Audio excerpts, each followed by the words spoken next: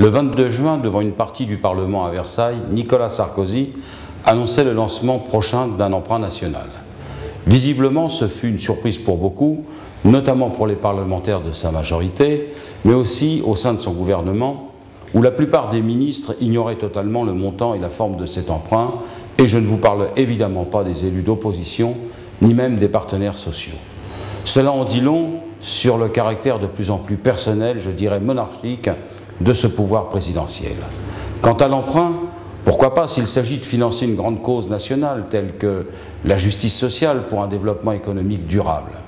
Or, tel n'est pas le sens de la décision du président de la République qui a précisé que cet argent ne serait pas affecté au service public et parmi les nombreuses déclarations exprimées par la droite et le patronat, celle de Denis Kessler, dirigeant du MEDEF, est tout aussi claire que brutale.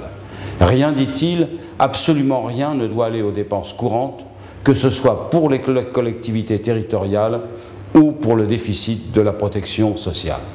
Ainsi, il est évident que cet emprunt, collecté auprès des plus fortunés, servira une nouvelle fois à les enrichir encore plus, alors qu'il coûtera cher, très cher à l'immense majorité de notre peuple et aux générations à venir.